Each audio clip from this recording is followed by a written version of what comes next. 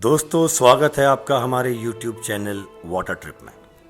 और अगर आपने अभी तक वाटर ट्रिप को सब्सक्राइब नहीं किया है तो प्लीज़ सब्सक्राइब द चैनल, क्योंकि वाटर ट्रिप आपको लेके जाएगा देश और दुनिया की बेहतरीन टूरिस्ट डेस्टिनेशंस पे। और दोस्तों, आज हम जिस डेस्टिनेशन की बात कर रहे हैं उसका नाम है मलान फोर्ट, यानी कि मलान का किला, जिसे वहां की लोकल भाषा में बोला जाता है राजा का वेड़ा।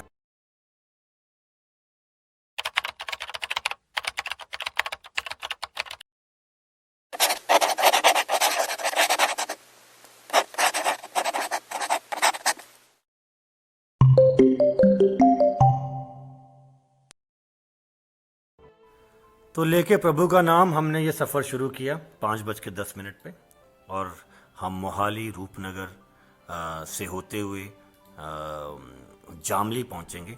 जामली वो आखिरी स्टेशन है जहां से हम जो है राइट ले लेंगे, और वो 8 किलोमीटर का और सफ़र है जो हमें मलान फोर्ट तक लेके जाएगा। ब्रेकफास्ट तो हम में से किसी ने भी नहीं किया हुआ था, तो लगभग 6:30 बजे, यानी कि 1.5 घंटे के बाद हम पहुंचे रूपनगर। और ये रॉयल फूड प्लाजा, ये एक हमें ढाबा दिखा हमारी साइड पे, हमारी ऑपोजिट साइड पे हवेली भी थी। तो हमने रॉयल फूड प्लाजा के पास अपनी गाड़ी रोकी। हमने मेन्यू में देखा क्या खा सकते हैं, तो हमने डिसाइड किया कि हम मैगी खाएंगे। और मौके का फ़ायदा उठाते हुए रोहित ने जो है अपना कैमरा जो है सेट कर लिया है इस रोड साइड पे, और he is trying to capture the sunrise. और तब तक हम मैगी का इंतज़ार कर रहे हैं। तो जब तक हमारी मैगी बनके तैयार हुई और रोहित ने जो है सनराइज़ कैप्चर कर लिया अपने कैमरा में, हमने मैगी का जब पहला निवाला अंदर लिया तो पता लगा इसमें नमक बहुत ज़्यादा है।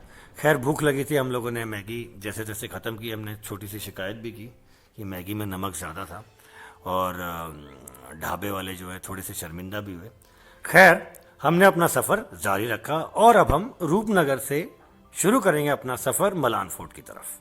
दोस्तों, रूपनगर से लेके जो हमारा अगला स्टॉप ओवर था वो था जामली। और रास्ते में खूबसूरत नज़ारे देखे हमने, स्कूल जाते हुए बच्चे, और हिमाचल वैसे ही बहुत खूबसूरत जगह है, और आसपास के पशु और घर, सुंदर सुंदर वादियाँ, और स्वार घाट का वो नज़ारा, वो धीरे धीरे चलते हुए ट्रक। और जैसे तैसे हम जो है 1.5 घंटे बाद जामली पहुँचे, जहाँ से हमने राइट टर्न ले लिया। 8 किलोमीटर दूरी पे है मलान फोर्ट।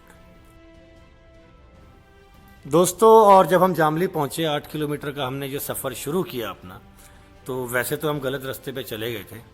दोस्तों, सबसे पहली बात तो मैं आपको यहाँ पर एक कॉशन दे दूँ कि जब आप गूगल मैप पहाड़ों पे इस्तेमाल करें तो बड़े सावधानी से कीजिए, क्योंकि गूगल मैप कई बार यहाँ पे धोखा कर जाता है। तो सबसे बेहतरीन, सबसे जो आपको हिदायत मैं देना चाहूँगा कि आप लोकल लोगों से ज़रूर पूछिए, कंफर्म कीजिए कि आप जिस रास्ते पे चल रहे हो वो सही है कि नहीं। हमने भी वही किया, और हमने एक स्थानीय निवासी से रास्ता पूछा, जिसने हमें डायरेक्शन दी कि हमें कौन से रास्ते पे चलना चाहिए। कौन सा जानवर? बाघ। ओल है, मतलब बड़ा कॉमन है यहाँ पे, बड़ा बच के रहना होता होगा आप लोगों को, है ना? हमारा वो तो दिन दोपहर कर देता था, रहता था यहाँ टूंडा टूंडा। टूंडा क्या भूत? हाँ, भूत था, दिन दोपहर छड़ कर देता था वो। अच्छा, झगड़ता था ना वो। हाँ हाँ। बस झगड़ते झगड़ते ही खत्म। दोस्तों, जैसे हम ये 8 किलोमीटर के सफ़र पे अपनी टैक्सी से चल रहे थे तो हमें लगा कि रास्ता काफ़ी कच्चा है। और दोस्तों, धीरे धीरे ये भी हमें एहसास होने लगा कि ये जो रास्ता है आगे जाके और ख़राब हो सकता है, और सिर्फ एक गाड़ी के निकलने की जगह है। तो हमने अपना दिमाग लगाया और हमने एक सेफ सी जगह देख के अपनी टैक्सी को वहाँ पे खड़ा कर लिया। और यहाँ से हमने डिसाइड किया कि हम तीनों और एक हमारा ड्राइवर, हम पैदल चलेंगे मलान फोर्ट की तरफ, जो हमें थोड़ी सी ऊंचाई पे दिख रहा था। दोस्तों, हमारे रवि जी थोड़े हाइपर एक्टिव किस्म के इंसान है। वो ड्राइवर के साथ जो है पहले ही रास्ते पे भागते हुए निकल पड़े हैं, और मैंने और रोहित ने डिसाइड किया कि हम थोड़े नज़ारों का मज़ा लेंगे। और थोड़ी सी मेरी बुद्धि ने काम किया, हमने बोला क्यों ना हम रास्ते रास्ते चलने की बजाय, रोड चलने की बजाय एक शॉर्टकट ले लें। और इस चक्कर में मैं और रोहित गए भटक। खैर, हमने एंजॉय किया, हमें बिल्कुल समय से पता लग गया कि हम गलत रास्ते पे, और हमने जल्दी से जो है मेन रास्ता पकड़ा और हम चल पड़े मलान फोर्ट की तरफ। दोस्तों, और अब हम चारों हैं मलान फोर्ट के बिल्कुल नज़दीक, यहां से हम आपको लेके चलेंगे मलान फोर्ट के अंदर। मलान के किले का जो ऐतिहासिक योगदान खासकर हमारी सेना में है, उसकी कोई अवहेलना नहीं कर सकता। यह किला कितना ऐतिहासिक है इसकी बात हम करेंगे, लेकिन जितना ऐतिहासिक ये किला है और जब हम आज यहां पहुंचे तो ये किला हमें उतना ही विनीत, हम्बल, शांत और डाउन टू अर्थ लगा। मलान फोर्ट की ऊंचाई से जब आप आसपास के लो लेवल के इलाकों को देखते हो तो आपको एहसास होता है कि इसको सेंध पाना सामरिक तौर पर, सामरिक का मतलब है मिलिट्री के तौर पे, कितना जरूरी रहा होगा ब्रिटिशर्स के लिए। दोस्तों, हम आज यहां से जब देखता हूं मैं आसपास के इलाकों को, तो बहुत आसानी से आप मलान फोर्ट से अगर आप इधर उधर अपनी आंखें घुमाते हो, अपनी नजरें घुमाते हो, तो आप बड़े आराम से आसपास के इलाकों पर नजर रख सकते हो। इसीलिए मलान फोर्ट के किले को जीतना या यहां पे अमर सिंह थापा की सेना को हराना एक बहुत बड़ी उपलब्धि थी ब्रिटिशर्स के लिए।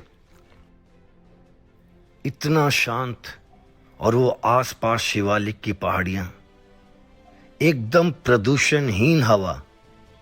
और दोस्तों, ये कोई टूरिस्ट डेस्टिनेशन नहीं है, यहां पर लोग स्थानीय लोगों के अलावा कोई और है ही नहीं, और स्थानीय लोकलाइट्स भी 4 या 5।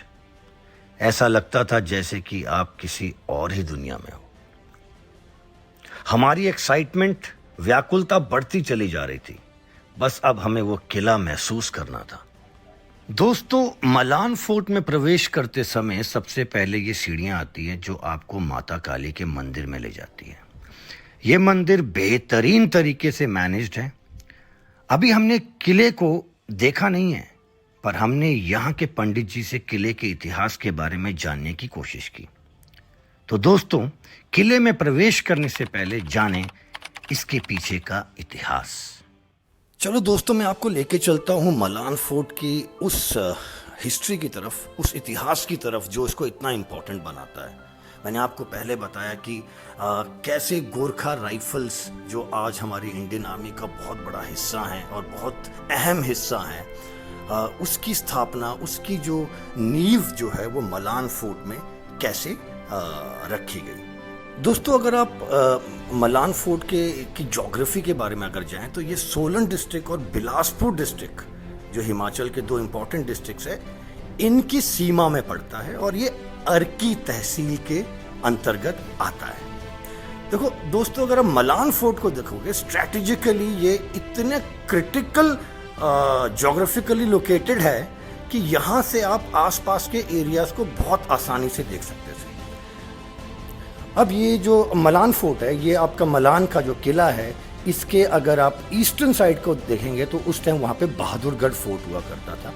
वेस्टर्न साइड में चांबी और तारागढ़, नॉर्दर्न साइड में रतनगढ़ का किला, और सदर्न साइड में दक्षिण दिशा की तरफ नालागढ़ और रामशहर फोर्ट्स होते थे, जहाँ पर कि गोरखास के प्रिंसिपल हाइडआउट्स थे।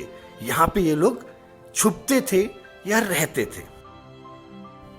दोस्तों, कहा यह भी जाता है कि ये जो पूरा इलाका जो है, ये गोरखा अंपायर जो था यहाँ पर इन इलाकों पे था, और जो है बड़ा काजी अमर सिंह थापा जो था वो मेनली इनका राजा था, जो कि इन एरियाज पे राज करता था।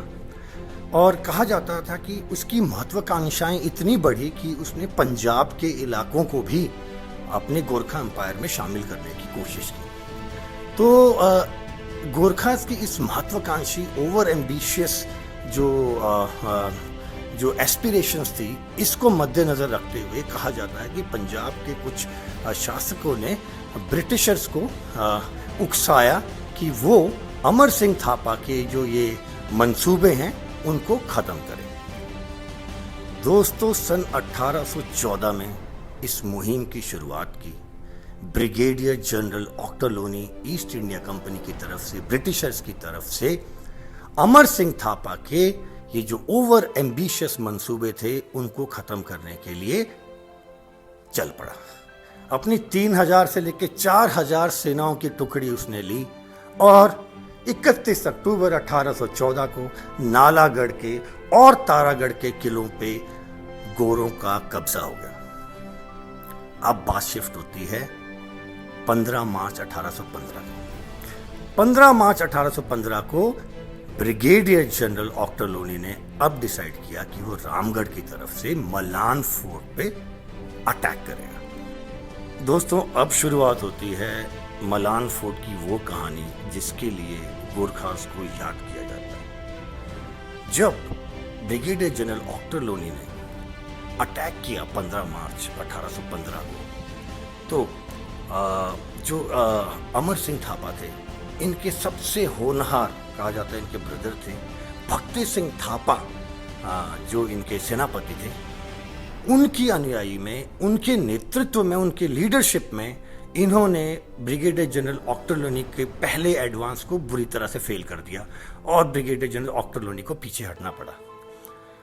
हुआ ये कि ये लड़ाई कुछ लंबी चली, 1-2 महीने खिंच गई ये लड़ाई, और ब्रिगेडियर ऑक्टरलोनी ने, क्योंकि वो निचाई पे था और वो स्ट्रेटेजिकली ऐसे इलाकों में था कि जहाँ से उसने जो है जितनी भी एम्यूनिशन और जो बाकी की सप्लाईज थी टूवर्ड्स मलान फोर्ट, यानी अमर सिंह थापा की फौज को जो पहुँचती थी, उन्होंने वो वहाँ से काट डाली।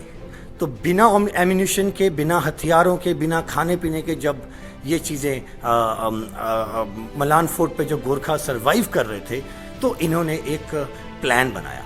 अमर सिंह थापा ने भक्ति सिंह थापा के साथ मिलकर ये प्लान बनाया कि हम अंग्रेज़ों पर एक ज़ोरदार प्रहार करेंगे और इनको पीछे धकेल देंगे। लेकिन दोस्तों, ये जो प्लान था, यही बना भक्ति सिंह थापा के मौत का कारण। 15 अप्रैल 1815 को जब भक्ति सिंह थापा ने ये प्रहार किया, ये उल्टा साबित हुआ और उसका नतीजा ये निकला कि 16 अप्रैल 1815 को भक्ति सिंह थापा वीरगति को प्राप्त हुआ। दोस्तों, ये ऐसा लीडर था गोरखाज में जिसकी मिसाल दी जाती है, और जिस दिन उनका प्रमुख सेनापति मारा गया लड़ाई में, गोरखाज का जो मोराल था वो डाउन हो गया। एक तरह से वो इस जंग को हार चुके थे। दोस्तों, बड़ा काजी अमर सिंह थापा ने जब देखा कि भक्ति सिंह थापा की जो शहीदी थी, उसके बाद उसके जो गोरखाज थे उनका जो मोराल टूट चुका था, तो 16 मई 1815 को उन्होंने ब्रिटिशर्स के साथ, यानी ब्रिगेडियर जनरल ऑक्टरलोनी के साथ संधि करना मंजूर किया। और इस संधि के जो ट्रीटी हुई उसके अनुसार जो है अमर सिंह थापा को अपना काफ़ी बड़ा इलाका ब्रिटिशर्स को लिए छोड़ना पड़ा। और शर्त ये भी रखी गई, कहा जाता है कि अमर सिंह थापा को जिंदा छोड़ने के बदले ये शर्त रखी गई कि वो पीछे हट जाए और नेपाल चला जाए। और कहा जाता है कि अमर सिंह थापा ने बिल्कुल वैसा ही किया। देखो दोस्तों, मलान फोर्ट में गोरखा अंपायर की हार हुई, ज़रूर हुई, लेकिन ब्रिटिशर्स गोरखास की लॉयल्टी, उनकी बहादुरी को देखकर एकदम हैरान हो चुके थे। कहा जाता है अमर सिंह थापा और भक्ति सिंह थापा 18 गोरखास के साथ उस किले को सुरक्षित कर रहे थे, उस किले पे डटे हुए थे, और इतने लंबे टाइम तक उन्होंने गोरों को मलान फोर्ट में कदम रखने नहीं दिया, जो अपने आप में बहुत बड़ी बात थी। तो ब्रिटिशर्स ने डिसाइड किया कि हम पूरे सम्मान के साथ गोरखास की बहादुरी को सैल्यूट करते हुए इन्हें इंडियन आर्मी में शामिल करेंगे। और दोस्तों, वहां से स्थापना हुई फर्स्ट गोरखा राइफल्स की। तो देखा आपने, मलान फोर्ट की ये लड़ाई जो 1815 में हुई, गोरखा हार गए। हारने के बावजूद वो लड़ाई इतनी ज़्यादा इम्पोर्टेंस रखती है इंडियन आर्मी की तरफ से कि गोरखा राइफल्स, जो आज भी इंडियन आर्मी का अभिन्न हिस्सा है और हम गर्व करते हैं उनकी बहादुरी पर। ना जाने कितने ही वॉर्स हमने, गोरखा रेजिमेंट्स ने हमें जिता के दिए हैं। तो मलान फोर्ट की जो कहानी है दिलचस्प है और ज़रूरी भी है, और मैं ये चाहता हूँ कि हमारे देश का हर भारतवासी जाने कि इंडियन आर्मी का ये जो एक छोटा सा इलाका है, ये जो मलान फोर्ट है, वो कितना इम्पोर्टेंस रखता है। फॉरेस्ट डिपार्टमेंट के अंतर्गत जैसे मैंने आपको बताया कि ये मलान फोर्ट आता है, काफ़ी क्षतिग्रस्त है और मुझे नहीं लगता कि आने वाले 10-15 साल तक ये मलान फोर्ट का नामो निशान रहेगा। शायद ये पूरी तरह से ख़त्म भी हो जाए। लेकिन ये टूटी हुई दीवारें, ये ऊंची उगी वनस्पति यहाँ पे चीख चीख के बताती है गोरखास की वो बहादुरी। और मेरा तो ये मानना है, हम ये चाहते हैं कि आर्मी जो है कुछ करे या इसको संरक्षित करने के लिए कुछ किया जाए, या स्थानीय जो प्रशासन है वो इसमें हस्तक्षेप करे। उम्मीद है दोस्तों कि आपको हमारा ये व्लॉग काफ़ी पसंद आया होगा, और मलान फोर्ट जैसी और भी बहुत सारी डेस्टिनेशंस के बारे में जानने के लिए, उनकी वीडियोस देखने के लिए सब्सक्राइब करना ना भूलें। तो दोस्तों, मुलाकात होगी अगली वीडियो में।